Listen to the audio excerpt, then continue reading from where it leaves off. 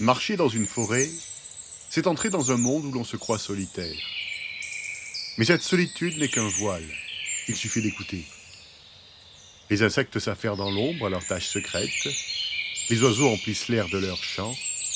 Et sous chaque pas, s'agite une multitude invisible. L'isolement que l'on croit trouver ici n'est qu'une illusion. Chaque sentier est le croisement d'un millier de vies, d'êtres si différents de nous, et pourtant indissociables de cette vaste symphonie du vivant. Cela nous rappelle que l'homme n'est qu'une petite clairière au sein de l'immense forêt de la vie sur Terre. Je suis Pierre Amoros, bienvenue dans l'infini dans un grain de sable. Au cœur de ce paysage changeant, où tout vole, rampe ou creuse, se dressent des présences muettes, immobiles, comme des piliers de l'espace et du temps. Que sont-elles vraiment? Des formes inanimées, comme les pierres, ou bien des êtres capables de percevoir, d'interagir, peut-être même de penser? Dans cet épisode, je vous invite à un voyage dans le monde énigmatique des végétaux, un monde bien plus profond qu'il n'y paraît au premier regard. Nous verrons que les plantes, loin d'être le squelette inerte des bois, sont des êtres sensibles, capables de percevoir la lumière du jour, de sentir la chaleur, l'humidité et même la présence d'autres plantes autour d'eux. Nous explorerons les différentes parties de l'arbre et leurs fonctions, puis nous découvrirons leur capacité à communiquer grâce à un véritable langage chimique et par des réseaux souterrains fongiques qui relient entre eux les arbres d'un même écosystème comme un réseau informatique.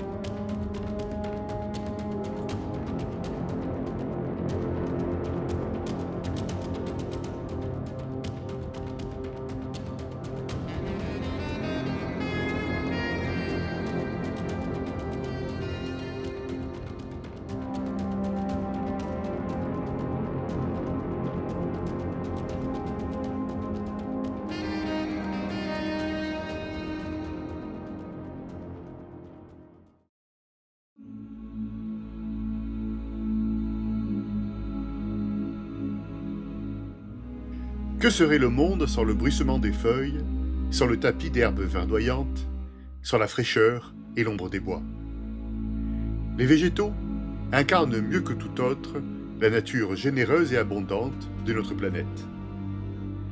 Ils possèdent l'extraordinaire faculté de transformer l'air, l'eau et la lumière du soleil en sucre et en nutriments qu'ils nous offrent sous la forme de fruits colorés et juteux.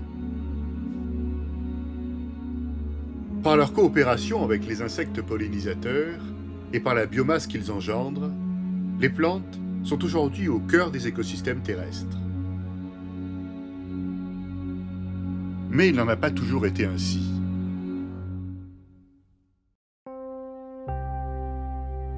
Il fut un temps où la terre ne connaissait ni herbe, ni feuillage, où l'air lui-même était irrespirable. Tout commença il y a plus de 3 milliards d'années, lorsque de minuscules organismes, les cyanobactéries, apprirent à capter la lumière du soleil et à en tirer leur énergie. En libérant de l'oxygène, elles transformèrent lentement l'atmosphère, provoquant la première grande révolution biologique, la grande oxydation. L'oxygène permit l'émergence de cellules plus sophistiquées, nées d'une union improbable. Une cellule primitive en accueillit une autre, capable d'utiliser l'oxygène pour produire de l'énergie. De cette symbiose naquirent les premières cellules eucaryotes, ces briques du vivant qui composent tous les organismes complexes, y compris nous. Plus tard, l'une de ces nouvelles cellules tenta d'engloutir une cyanobactérie, mais ne parvint pas à la digérer. La petite captive poursuivit sa photosynthèse à l'intérieur de son hôte, lui offrant la capacité de produire de l'énergie à partir de la lumière du soleil. De cette alliance inattendue, naquit un nouveau type d'être, la première algue, ancêtre de tous les végétaux. Ce fut le début d'une nouvelle ère. Les océans se teintèrent de vert. Les algues, en libérant encore plus d'oxygène, transformèrent les mers en mondes vivants, nourrissant bactéries, micro-organismes et animaux naissants. Puis, il y a environ 470 millions d'années, certaines gagnèrent la terre ferme. Apparurent alors les mousses, puis les fougères, et des plantes de plus en plus complexes. Elles enrichirent l'air, stabilisèrent les sols et favorisèrent la formation des premières terres fertiles. Leur présence transforma les paysages et modifia durablement les climats. Plus tard, les plantes à graines, puis à fleurs, changèrent à leur tour le visage du monde. Elles s'associèrent aux insectes, nourrirent les animaux et accompagnèrent la diversification de la vie terrestre. À chaque étape, les végétaux ont façonné la planète, modifiant l'atmosphère, les paysages et l'ensemble du vivant. Ils furent et demeurent les architectes silencieux de la Terre habitée.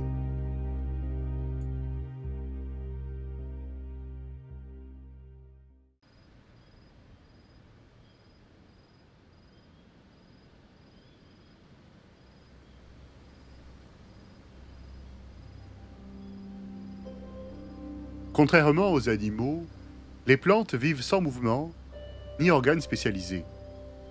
Leur corps repose sur une organisation souple et décentralisée, capable de percevoir et de réagir à l'environnement. Immobiles en apparence, elles ressentent pourtant le monde qui les entoure avec une étonnante finesse. Elles détectent les changements de leur milieu et ajustent leur croissance en conséquence.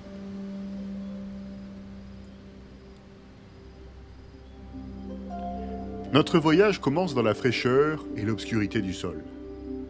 Sous nos pieds, les racines s'enfoncent lentement, ancrant la plante dans la terre, tout en puisant l'eau et les minéraux dont dépend sa survie.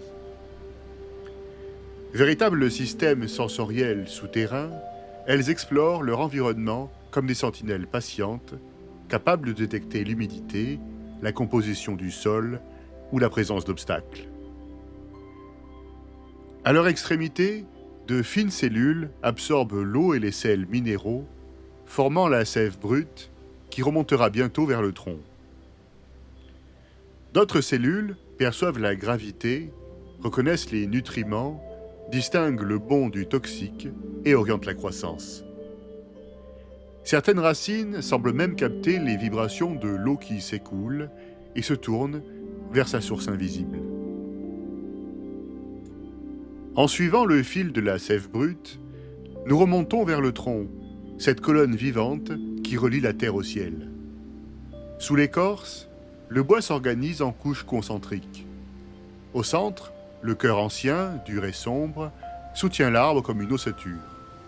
Autour de lui, circule la sève brute dans les conduits du bois jeune, tandis que plus près de l'écorce, d'autres canaux ramènent la sève élaborée, sucrée, produite par les feuilles. Juste sous l'écorce, une mince couche de cellules, le cambium, engendre chaque année du nouveau bois et de nouvelles fibres. C'est là que le tronc grandit, patiemment et sûrement. L'écorce extérieure, rugueuse ou lisse selon les espèces, forme son ossature contre le froid, les insectes, la déshydratation et le feu. Mais le tronc n'est pas qu'un simple pilier, il ressent les forces du monde. Il sent la gravité qui le tire vers le sol, le vent qui le plie, la chaleur de l'été comme le froid de l'hiver. Quand il penche, il se redresse lentement. Quand il est souvent secoué, il renforce son bois et adapte sa posture. Chaque tension, chaque craquement s'inscrit dans ses fibres comme la mémoire d'une vie entre terre et ciel. Prolongement plus souple des structures rigides du tronc, les tiges n'ont ni écorce ni cœur dur. Elles assurent la continuité entre le bois et les feuilles. Bien sûr, toutes les plantes n'ont pas de tronc. Les herbes, par exemple, ne sont faites que de tiges et de feuilles. Dans tous les cas, elles obéissent au même principe. Souples et sensibles, elles s'orientent vers la lumière comme autant de bras tendus vers le soleil. Même renversées, elles retrouvent le haut guidés par un sens intérieur de l'équilibre. Certaines plantes grimpantes explorent leur environnement du bout de leur vrille. Au moindre contact, elles reconnaissent un support et s'y enroulent lentement. D'autres, comme la sensitive, referment leurs feuilles au toucher, un réflexe de protection presque animal. Chaque tige, chaque bourgeon perçoit les forces qui l'entourent, la pression du vent, la caresse d'une goutte de pluie, le frottement d'une feuille voisine. Ces signaux façonnent leur croissance. Les tiges exposées au vent deviennent plus compactes, tandis que celles qui poussent à l'abri s'élancent vers la lumière. Plus haut encore, là où la canopée rencontre le ciel, se déploient les feuilles. Larges capteurs de lumière où l'air, l'eau et le soleil se rencontrent. C'est là que s'accomplit le grand miracle de la photosynthèse. La lumière, l'eau et le gaz carbonique s'unissent pour créer des sucres, la nourriture de la plante. De ces sucres naît peu à peu tout le reste. Le bois, les racines, les fleurs, les fruits, la matière même de l'arbre. Mais ces usines biologiques sont aussi d'une sensibilité étonnante. Leur peau verte distingue la caresse du vent de la morsure d'un prédateur. Lorsqu'un insecte grignote leur bord, elles reconnaissent les vibrations de la morsure et réagissent aussitôt. Elles durcissent leur tissu, épaississent leur peau, libèrent des goûts amers pour décourager l'agresseur. Chaque feuille vit dans un dialogue tactile constant. Chaque frémissement du vent, chaque contact est porteur d'un message. Enfin, parmi les hauteurs, les fleurs s'ouvrent vers l'azur, portant la promesse de la vie nouvelle. Là où les feuilles transforment la lumière en nourriture, les fleurs transforment cette énergie en avenir, celui du fruit futur. Leurs pétales fragiles abritent les organes de la reproduction. Par leur couleur et leur parfum, elles attirent les abeilles, les papillons, les oiseaux qui transportent le pollen d'une fleur à l'autre.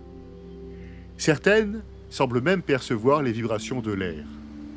Au bourdonnement d'une abeille, leurs pétales frémissent et leur nectar devient plus sucré, comme une offrande à la visiteuse.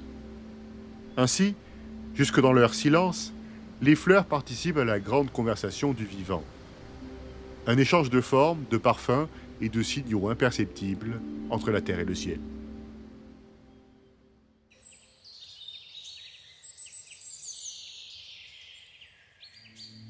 De la racine jusqu'à la fleur, la plante tout entière est un organe de perception. Chaque partie réagit au monde à sa manière, que cela soit la terre, la gravité, la lumière, l'air, la chaleur ou le contact. Mais les plantes ne se contentent pas de sentir le monde, elles y répondent. Lorsqu'elles sont blessées, des impulsions électrochimiques parcourent leur tissu, depuis la zone touchée jusqu'au reste du corps. Ces signaux, comparables à ceux d'un système nerveux, mais bien plus lent, transmettent l'alerte. En quelques secondes, la plante sait qu'elle a été attaquée. Un flot de messagers chimiques circule alors dans la sève, déclenchant la production de tanins, de résines ou de parfums défensifs. Ces molécules ajustent aussi la croissance et la conservation de l'eau. Mais la communication ne s'arrête pas là. Les plantes parlent aussi à leurs voisines. Lorsqu'elles sont blessées ou stressées, elles libèrent de minuscules molécules dans l'air que d'autres plantes peuvent percevoir. Chaque molécule, chaque combinaison porte une information spécifique. Certaines annoncent une attaque, d'autres un manque d'eau ou un excès de lumière. C'est un langage sans mots, mais d'une précision étonnante. Un véritable alphabet chimique. Et parfois, sans le savoir, nous respirons nous aussi une part de ce langage. L'odeur des pins sous le soleil, celle de l'herbe fraîchement coupée, ou du feuillage après la pluie, ne sont pas de simples parfums. Ce sont des messages échangés entre plantes. Le parfum d'une forêt n'est donc pas simplement une odeur, c'est l'écho d'une grande conversation. Enfin, sous la surface du sol, se cache un vaste réseau invisible qui relie les racines entre elles, les réseaux mycorhiziens. Formés par la symbiose entre les plantes et les champignons, ils comptent parmi les structures les plus fascinantes et essentielles du monde vivant. Les filaments du champignon, appelés hyphes, colonisent les racines et s'étendent tout autour, dans le sol, formant une extension du système racinaire. Là où la plante ne peut plus puiser seule, le champignon explore. Cette alliance est mutuellement bénéfique. La plante fournit au champignon les sucres issus de la photosynthèse, tandis que celui-ci lui offre en retour l'eau et les minéraux qu'il extrait des zones du sol inaccessibles aux racines. Mais, plus étonnant encore, ces réseaux ne se limitent pas à un simple troc. Ils relient entre elles des dizaines, parfois des centaines de plantes d'un même écosystème. À travers cette autoroute biologique, les végétaux échangent des nutriments, se transmettent des signaux d'alerte, chimiques, électriques ou hormonaux, et régulent ensemble la germination ou la croissance de leurs voisines. Ainsi, la forêt devient un organisme collectif et solidaire, un Internet du vivant, où la survie de chacun dépend d'un réseau souterrain invisible. Très anciens, ces réseaux ont permis aux premières plantes terrestres d'extraire l'eau et les nutriments des sols primitifs à une époque où elles ne possédaient encore ni feuilles ni racines. Sans les mycorhizes, la vie végétale et donc la vie terrestre telle que nous la connaissons n'existerait pas. Sous nos pieds s'étend donc un monde vivant d'une complexité insoupçonnée, une toile souterraine dont nous commençons à peine à entrevoir la logique et la profondeur.